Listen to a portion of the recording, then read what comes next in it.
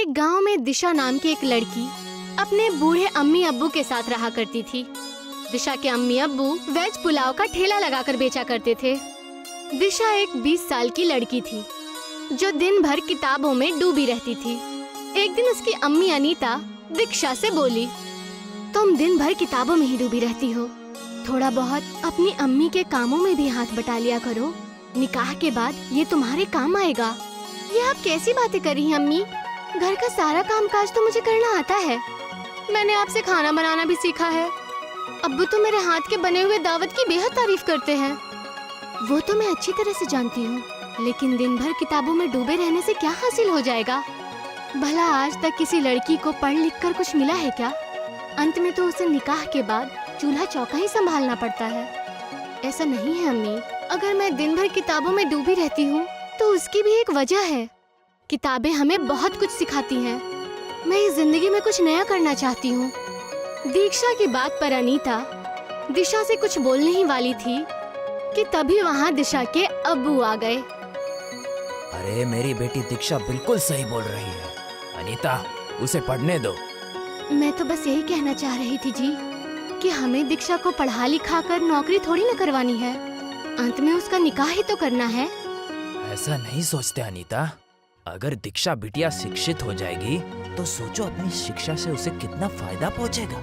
वो अपने पति के ऊपर बोझ नहीं होगी। और वैसे भी आजकल के दौर में लड़कियां पुरुषों से पीछे है क्या?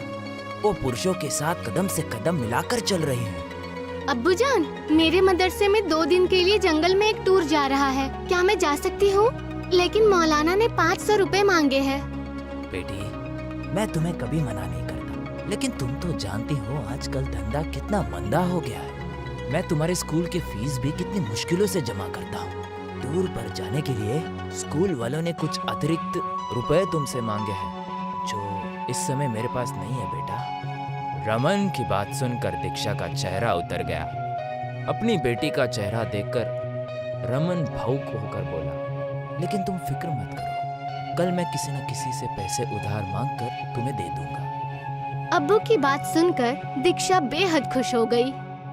ये क्या जी, अब आप दीक्षा के लिए पैसे भी उधार लेंगे? कोई बात नहीं, बेटिया पढ़ लिख जाएगी तो हो सकता है वो आगे चलकर हम दोनों का ही सहारा बने। लेकिन हमें परसों मकान मालिक का किराया भी देना है।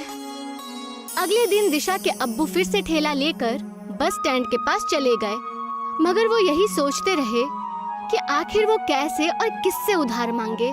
तभी उसे दूर से गांव का मुखिया आता हुआ नजर आया, जो उसी के करीब आ रहा था। नमस्ते नमस्ते मुखिया जी। अरे नमस्ते नमस्ते रमन, नमस्ते। और सुनाओ, कैसे हो? धंधा कैसे चल रहा है तुम्हारा? धंधा अभी बहुत हल्का चल रहा है मुखिया जी। पहले पुलाव शाम तक बिक जाता था, लेकिन अब तो कभी कभी भगोने में पुलाव ऐसा का ऐसा ही रखा रहता है। अरे रमन, आजकल चाइनीज फूड का दौर है। भारत में तरह तरह के लजीज खाना बन रहे हैं। ऐसे में तुम्हारा देसी पुलाव कौन खाना पसंद करेगा? गांव का नक्शा अब पहले जैसा नहीं रहा। गांव के लोग भी बहुत बदल चुके हैं। मुखिया जी, मुझे आपसे कुछ बात करनी थी। हाँ, बोलो, अब क्या बात करनी थी? मुझे आपसे कुछ पैसे उधार चाहिए थे। कितने पैसे चाहिए थे? जी, मुझे 2000 रुपए की ज़रूरत थी। वो क्या है कि कल मुझे 1500 रुपए मकान का किराया देना है और 500 रुपए बेटिया के स्कूल में जमा करने हैं। अरे तो दीक्षा बेटिया की स्कूल की फीस जमा नहीं हुई क्या? जी, वो तो मैंने कब की जमा कर दी मुखिया जी। क्या है कि स्कूल की तरफ से बिटिया का टूर जा रहा है जंगल, तो बिटिया का बड़ा मन है उस टूर में जाने का, और स्कूल वाले 500 रुपया मांग रहे हैं। अरे तुम्हें क्या हो गया है रमन? तुम्हारा धंधा वैसे ही मंदा चल रहा है और ऊपर से तुम्हें मकान का किराया भी देना है। ऐसे में बिटिया को टूर पर भेजना जरूरी है क्या? बिटिया को पेड़ और पौधों से बहुत प्रेम है मुखिया जी, और वो दिन भर इसी के बारे में किताबों में पढ़ती रहती है। अगर आज शाम को मैं उसे पैसे नहीं दे पाया तो बिटिया का दिल टूट जाएगा मुखिया जी। मुखिया दीक्षा के अब्बू की बातों को सुनकर उन्हें बेहद गौर से देखने लगा। तभी मुखिया का साथी अभिमन्यु वहां जा पहुंचा। अभिमन्यु एक बेहद गंदे बर्ताव का इंसान था, जो मुखिया के हमेशा कान भरता रहता था। वो उन दोनों की बातें काफी देर से सुन रहा था। अभिमन्यु ने मुखिया के कान में बोला। अरे सोचते क्या हो मुखिया जी, 1000 रुपए की बात है, दे दीजिए। वैसे भी रमन का ठेला कम से कम 10,000 रुपयों का होगा। इस वक्त रमन का धंधा अच्छा नहीं चल रहा है, वो आपके पैसे नहीं चुका पाएगा। उसके बदले आप उसका ठेला रख लेना, पूरे 8,000 रुपए का फायदा होगा। अभिमन्यु की बात मुखिया के दिमाग में बैठ गई। अरे ये पैसे कब तक दोगे मुझे? मुखिया जी मुझे बस 2 महीने का समय दे दीजिए। इससे पहले मैंने आपसे ना जाने कितने बार पैसे उधार लिए, लेकिन हमेशा चुका दिए हैं। अरे उस वक्त की बात अलग थी रमन, लेकिन इस वक्त की बात अलग है। मैं कुछ समझा नहीं मुखिया जी। अरे देखो रमन, आजकल सभी का धंधा मंदा चल रहा है, मेरा भी व्यापार थोड़ा सा मंदा ही चल रहा है, तो इसीलिए मुझे पैसे जल्दी चाहिए। और दूसरी बात, मुझे गिरवी रखने के लिए भी कोई सामान चाहिए। मुखिया की बात सुनकर दीक्षा के अब्बू बेहद बुरी तरह से चौंक पड़े। दीक्षा के अब्बू जानते थे कि मुखिया अंदर से अच्छे स्वभाव का इंसान था। दीक्षा के अब्बू समझ गए कि मुखिया के कान किसी और ने नहीं, बल्कि कुछ देर पहले अभिमन्यु ने ही भरे थे। मगर दीक्षा के अब्बू मजबूर थे, क्योंकि मुखिया के अलावा गांव में कोई भी 2,000 रुपए उसे उधार नहीं दे सकता था। मेरे पास क्या है मुखिया जी, गिरवी रखने के लिए सिर्फ एक किराए का मकान है। और क्या आपको मेरी जबान पर भरोसा नहीं है? अरे भरोसे के जमाने चले गए रमन, हमारा यह ठेला किस दिन काम आएगा? अगर तुम मुझे महीने के अंदर अंदर पैसे नहीं दे पाए तो मैं ये तुम्हारा ठेला जब्त कर लूंगा, और तुम्हें इस बात का कोई बुरा नहीं मानना चाहिए। दीक्षा के अब्बू सोचते हुए बोले, ठीक है मुखिया जी, जैसी आपकी मर्जी। मुखिया मुस्कुराता हुआ वहाँ से चला गया। शाम को दीक्षा के अब्बू ने 500 रुपए दीक्षा को दे दिए। दीक्षा बेहद खुश होकर वहाँ से चली गई। दीक्षा के अब्बू ने सारा मसला दीक्षा की अम्मी को कह सुनाया। ये क्या किया आपने? आप बेहद अच्छी तरह से जानते हैं कि अभिमन्यु एक नंबर का बेईमान आदमी है। मुखिया जी एक अच्छे स्वभाव के और नेक दिल इंसान है। जरूर अभिमन्यु की तुम्हारे ठेले पर नीयत खराब हो गई होगी। आखिर मुखिया जी आपका ठेला लेकर क्या करेंगे? वो जरूर आपके ठेले को अभिमन्यु को दे देंगे। जब आपके पास ठेला ही नहीं रहेगा तो आप क्या करेंगे? तब तक कोई ना कोई हल निकल आ जाएगा। वैसे भी हमें कल मकान मालिक का किराया चुकाना तो है ही। 1500 रुपए तो वैसे भी मुझे मुखिया जी से मांगने पड़ते हैं। अगले दिन दीक्षा जंगल के टूर पर चली गई। दीक्षा जंगल के घने दरख्तों को बेहद गौर से देख रही थी। तभी उसकी नजर एक बूढ़ी औरत पर पड़ी। उसने देखा कि वो बूढ़ी औरत केले के पत्तों में कुछ पका रही थी। केलों के पत्तों में से बेहद अच्छी खुशबू आ रही थी। दीक्षा अपने आप को रोक नहीं पाई और उस बूढ़ी औरत के पास चली गई। ये क्या है आंटी? ये केलों के पत्तों की बनी हुई बिरयानी है बेटी। ये कैसे मुमकिन हो सकता है? बिल्कुल मुमकिन हो सकता है बेटी, मैं इसकी रेसिपी को अच्छे से जानती हूँ। दीक्षा उस बूढ़ी औरत के चेहरे को गौर से देखने लगी। आपके चेहरे की झुर्रियाँ मुझे बता रही हैं कि आप इस जंगल की रहने वाली नहीं हैं और ये रेसिपी इस देश की नहीं है। तुम तो बेहद चालाक हो बेटी, तुमने कैसे अंदाजा लगा लिया? मैं दिन भर किताबों में पढ़ती रहती हूँ, मुझे कुछ नया सीखने का शौक है। तुम बेहद अच्छी बातें करती हो। क्या नाम है तुम्हारा? दीक्षा। दीक्षा, दीक्षा तुमने बिल्कुल सही पहचाना। मैं अपनी जवानी में ही आधी दुनिया घूम चुकी हूँ। मेरे खानदान के सभी लोग मुझे छोड़कर विदेश में बस गए हैं। उस दिन के बाद इस दुनिया से मेरा दिल बिल्कुल ही हट गया और मैं जंगलों में ही अकेले रहने लगी। क्या आप मुझे ये रेसिपी सिखाएंगी? अगर कोई और कहता तो मैं उसे जरूर मना कर देती, लेकिन तुम बेहद अच्छी हो। तुम्हारी आंखों की चमक बता रही है कि तुम्हें आगे बढ़ने का बेहद शौक है। ये लजीज बिरयानी जरूर तुम्हें सिखाऊंगी। बूढ़ी औरत ने दीक्षा को लजीज बिरयानी की रेसिपी बता दी। शाम को दीक्षा अपने घर पर चली गई। वक्त ऐसे ही गुजरता रहा। दीक्षा के अब्बू का काम बंद हो गया और मुखिया अभिमन्यु के साथ आकर दीक्षा के अब्बू का ठेला छीनकर ले गया। दीक्षा के अब्बू का धंधा एकदम ठप हो गया और ऊपर से उसके सर पर मकान के किराए का कर्ज भी बढ़ गया था। कितनी बार आपको समझाया मैंने, पर आपको समझ में ही नहीं आया। अरे क्या जरूरत थी दीक्षा को इतना ज्यादा पढ़ाने की। अब बताइए, दीक्षा को पढ़ा लिखा कर क्या फायदा मिला? कितने भी पैसे खर्च हुए हैं, अगर वो हम बचा कर रखते तो आज हमारे कुछ काम आते। अरे इसमें दीक्षा का कोई दोष नहीं है अनीता। तभी वहाँ पर दीक्षा आकर बोली, अब्बू जान, मेरे पास एक तरकीब है। कैसा उपाय बेटी? कुछ महीने पहले जब मैं जंगल के टूर पर गई थी तो मैंने वहाँ पर एक बूढ़ी औरत से बिरयानी की रेसिपी सीखी थी।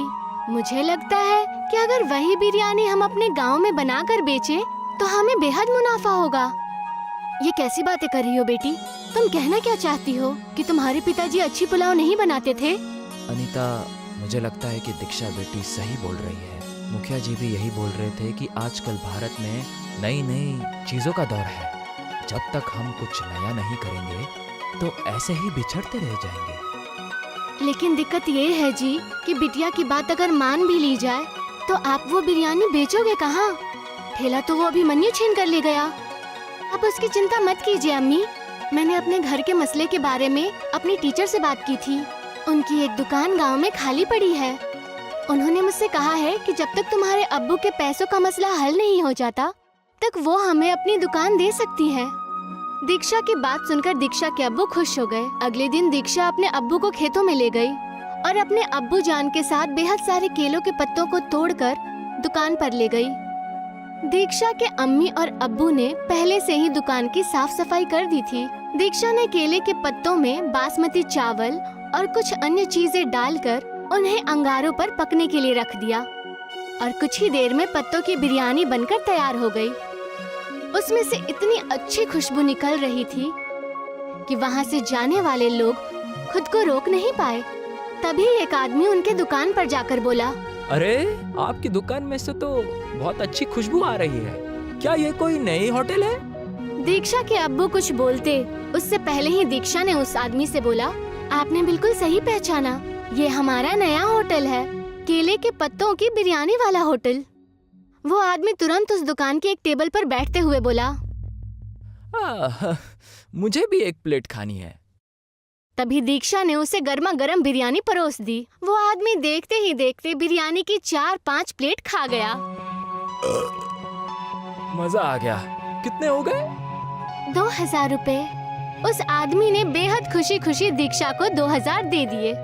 वो आदमी शहर का रहने वाला था और एक फेमस यूट्यूबर था। अरे इस तरह का खाना मैंने जिंदगी में पहली बार खाया है। मुझे नहीं लगता ये भारत में कहीं और बनता होगा। अगर आपको एतराज ना हो तो क्या मैं आपका फोटो केलों के पत्तों के बिरयानी के साथ सोशल मीडिया पर पोस्ट कर सकता हूँ? हाँ, क्यों नहीं। इससे तो हमारे होटल को बेहद फायदा होगा। उस आदमी ने दीक्षा की एक तस्वीर पत्तों के बिरयानी के साथ खींचकर फेसबुक पर अपलोड कर दी और वहाँ से चला गया। रमन 2000 देखकर बेहद खुश हो गया। इतने पैसे तो वो 10 दिन में भी नहीं कमा पाता। देखा अनीता, बिटिया का पढ़ना लिखना कितना काम आ रहा है। सोचा अगर हम इसे नहीं पढ़ाते तो हमारी क्या स्थिति होती। आप बिल्कुल सही कह रहे हैं। मुझे तो अपनी सोच पर बेहद शर्म महसूस हो रही है। कुछ ही दिनों में देखते ही देखते दीक्षा की वो फोटोज पूरे भारत में फेमस हो गई। दीक्षा के होटल पे दूर दूर से लोग केले के पत्तों की बिरयानी खाने के लिए आने लगे। कुछ ही महीनों के बाद दीक्षा के अब्बू ने वो दुकान दीक्षा की टीचर से खरीद ली। अब रमन का एक बेहद सुंदर मकान बन गया था और वो गांव केले के पत्तों की बिरयानी के नाम से प्रसिद्ध हो गया था। और ये बात अभिमन्यु को बिल्कुल भी रास नहीं आई और उसने मुखिया से बोला, अरे मुखिया जी, ये तो आपकी इंसल्ट है। आपके गांव का नाम आपकी वजह से नहीं बल्कि दीक्षा की वजह से मशहूर हो रहा है। इससे पहले कि मुखिया अभिमन्यु से कुछ बोलता कि तभी मुखिया की पत्नी गुस्से में बाहर आकर बोली, अब तुम्हें घर में आने की कोई जरूरत नहीं है। अरे ये क्या कह रही हो तुम? अभिमन्यु मेरा साथी है। तुम्हारा साथी नहीं बल्कि तुम्हारा दुश्मन है। अरे तुम्हें तो दीक्षा को इनाम देना चाहिए। दीक्षा की वजह से हमारे गांव का नाम कितना मशहूर हुआ है। हमारे बच्चों को आगे बढ़ने की सीख मिली है और ये अभिमन्यु दिन भर गांव वालों के खिलाफ तुम्हारे कान भरता रहता है और तुम्हें भड़काता रहता है। इस अभिमन्यु की वजह से तुम्हारा नाम कितना खराब हुआ है, तुम्हें इसका अंदाजा भी है। मुखिया को अपनी बीवी की बात समझ आ जाती है। उसने अभिमन्यु को धक्के देकर घर से बाहर निकाल दिया शाम को मुखिया और उसकी बीवी दीक्षा के अब्बू के होटल पर बिरयानी खाने पहुँचे। अरे मुझे माफ कर दो रमन, मैंने तुम्हारे साथ बहुत बुरा बर्ताव किया। अभिमन्यु की बातों में आकर मैंने तुमसे तुम्हारा ठेला भी छीन लिया। ऐसा नहीं है मुखिया जी, ये तो ऊपर वाले की लीला है। पैसा नहीं करते तो भला मैं इतना बड़ा आदमी कैसे बनता। लेकिन मैं कितना भी बड़ा क्यों ना बन जाऊं, आपसे हमेशा छोटा ही रहूंगा, क्योंकि आप हमारे गांव के मुखिया हैं। दीक्षा के केले के पत्तों की बिरयानी आज भी शहर से लोग खाने के लिए आते हैं। अब्दुल मियाँ के इंतकाल के बाद उनके तीनों बच्चे यतीम हो गए। अब उनके सर पर वालिद का साया नहीं था। अब क्या होगा, कैसे हमारा घर चलेगा? दो जवान बेटियों की शादी करनी है। या अल्लाह, कुछ तो रहम कर। अम्मी, अब हमें ही बाहर जाकर काम करना होगा। लेकिन तू क्या काम कर सकती है? मुझे तो बस एक ही काम अच्छे से आता है, खाना बनाना। क्यों ना हम एक बिरयानी सेंटर खोल ले? लेकिन उसमें तो बहुत पैसे लगेंगे आपा। पैसों की फिक्र मत करो, मेरे ये गहने कब काम आएंगे। और बस एक बार सब ठीक हो जाए तो तुम तीनों इसे मिलकर छुड़ा लेना। लेकिन अम्मी, अब्बा ने ये आपके लिए खरीदे थे। बेटा, मेरी पहली जिम्मेदारी तुम सब हो। जेवर का क्या है, वो तो वापस मिल ही जाएंगे। ठीक है। शिफा ने अपनी अम्मी के जेवर ले लिए और उन्हें गिरवी रखकर उसे 20,000 रुपए मिले।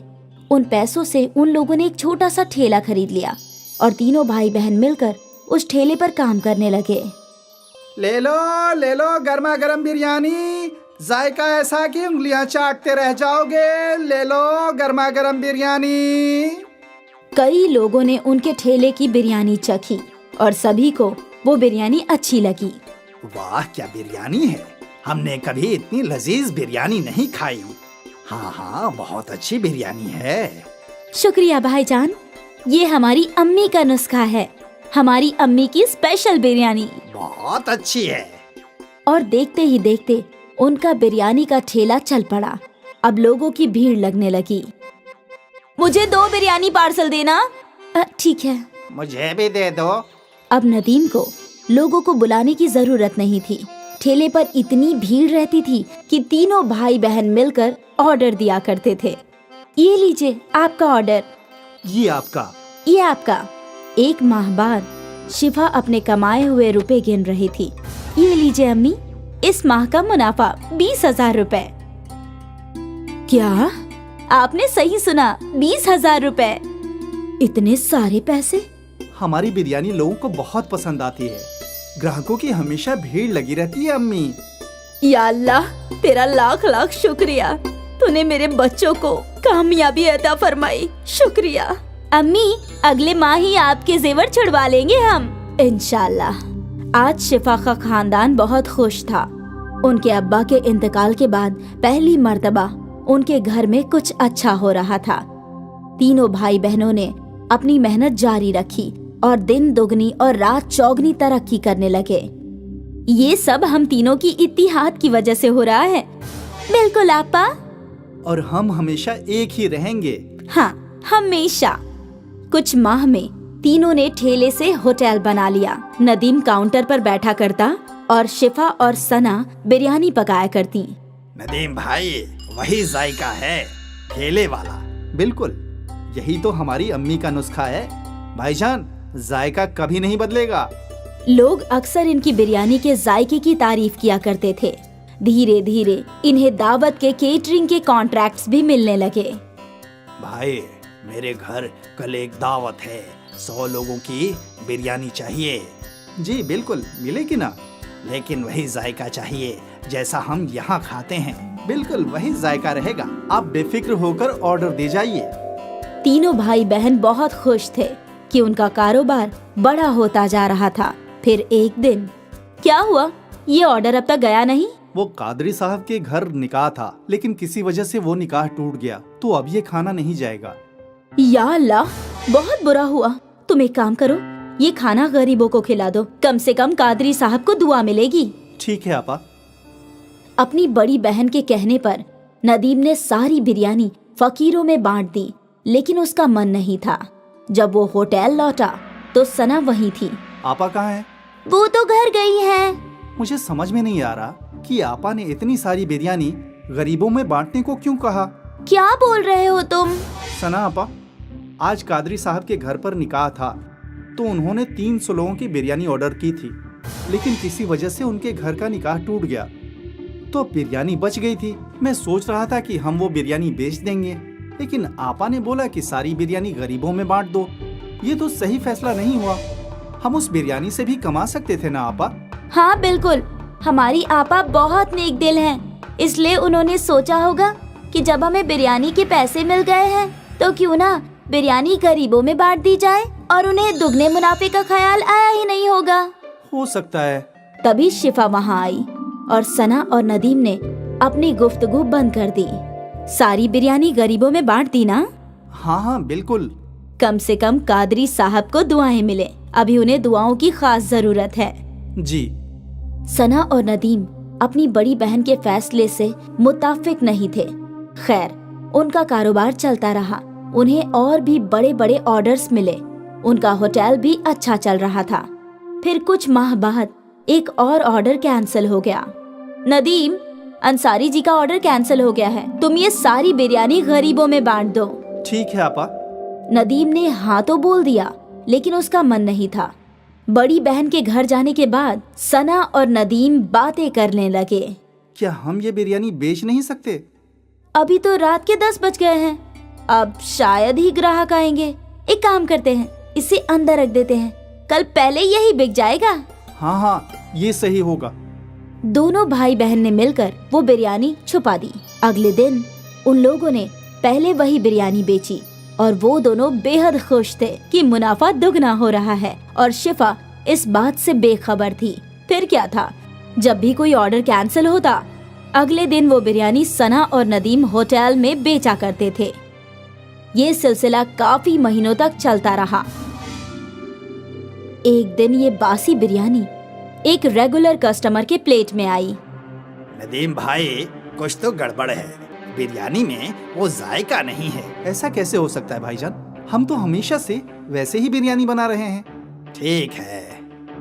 धीरे धीरे सारे कस्टमर्स को बिरयानी की गड़बड़ समझ आने लगी और उन्हें वो जायका पसंद नहीं आ रहा था। यकायक उनके होटल में ग्राहक कम हो गए। तभी शिफा सोच में डूब गई। यकायक ऐसा क्या हो गया? हमारे ग्राहक टूट क्यों रहे हैं? ऐसा चलता रहा तो कैसे चलेगा? नदीम को अपनी गलती समझ आई। वो अपनी आपा के सामने रोने लगा। मेरी गलती है, मैंने और सना आपा ने बासी बिरयानी ग्राहकों को खिलाई। क्या? नदीम ने अपनी आपा के सामने सारी गलती कबूल की। ये तूने क्या कर दिया? ज्यादा मुनाफा कमाने के चक्कर में धंधा ही तोड़ दिया। अब हम कैसे ग्राहकों को वापस लाएंगे? हमें माफ कर दीजिए आपा। हमें इल्म नहीं था कि ऐसा कुछ हो जाएगा। तुम्हारे लालच ने सब कुछ बर्बाद कर दिया। तीनों सोचने लगे कि अब वो लोग क्या कर सकते हैं, और फिर अगले दिन शिफा को एक तरकीब सूझी। शिफा ने एक तख्ती लिखवाई, हमें माफ कर दीजिए, हमारी गलती की वजह से आपको बासी बिरयानी खानी पड़ी, हम शर्मिंदा हैं, इसलिए अगले 1 हफ्ते तक हम सबको मुफ्त में बिरयानी खिलाएंगे। ये तख्ती शिफा ने होटल के बाहर लगा दिया। कस्टमर्स ने तख्ती पढ़ी और वो मुफ्त की बिरयानी खाने होटल आ गए, और एक बार फिर उन्हें ताज़ी बिरयानी का जायका पसंद आने लगा। ये तो बिल्कुल पहले जैसी है। हाँ हाँ, मजा आ गया। भले ही उनको 1 हफ्ते मुफ्त की बिरयानी खिलानी पड़ी, लेकिन उनकी मुश्किल का हल निकल गया। उनके ग्राहक लौट आए और सना और नदीम को समझ में आ गया कि लालच बुरी बला है। एक बार फिर अम्मी की बिरयानी चल पड़ी।